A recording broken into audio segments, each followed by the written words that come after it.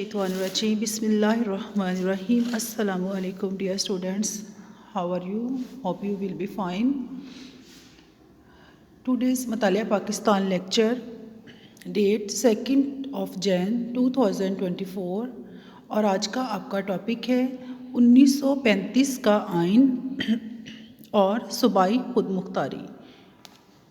آج ہم ان دونوں کو ہی ڈسکس کریں گے، 1935 کے آئین کو اور صوبوں کی خود مختاری کو۔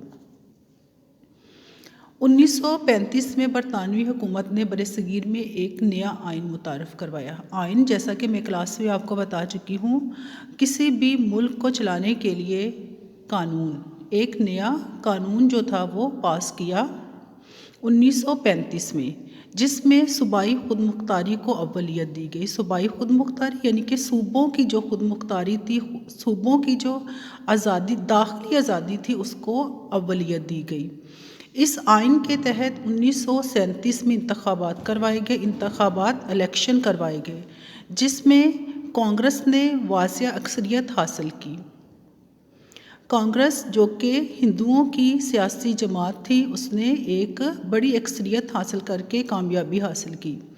اکثریت حاصل کرنے کے بعد کانگریس نے مسلمانوں کی الگ شناخت ختم کرنے کا پروگرام بنا لیا۔ مسلمانوں کی الگ شناخت یعنی کہ مسلمانوں کی جو پہچان تھی بحیثیت مسلمان، اسے ختم کرنے کا ایک پروگرام بنایا۔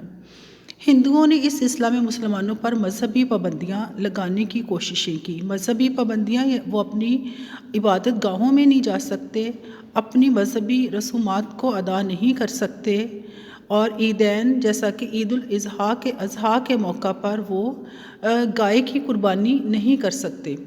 اس قسم کی پابندیاں ان پر لگانی شروع کی۔ مسجدوں کے باہر شور و غل کرنا شروع کیا۔ مسلمانوں پر ملازمتوں کے دروازے بند کر دیے۔ سرکاری ملازمتیں اور پرائیویٹ سطح پر جو مسلمانوں کو ملازمتیں جو مسلمانوں کے پاس تھیں، وہ بھی ان سے چھین لی گئیں، اور جو نیو اپائنٹمنٹس تھیں ان کے بھی دروازے ان کے لیے بند کر دیے گئے۔ اسکولوں میں اردو کی جگہ ہندی رائج کرنے کی کوشش کی گئی۔ اردو زبان، جو کہ سرکاری زبان تھی اور مسلمانوں کی قومی زبان تھی، اس کی جگہ پر انہوں نے ہندی زبان کو اسکولوں میں ایز اے نصاب جو تھا اس کو رائج کرنے کی کوشش کی۔ گاندھی کی مورتی کی پوجا کرنے پر زور دیا گیا۔ یہ کہا گیا کہ تعلیمی اداروں میں جو گاندھی کی مورتی ہے، جیسا کہ ہندو بچے جو ہے وہ اس کی پوجا کریں گے، تو مسلمان بچے بھی اس کی پوجا کریں گے۔ اور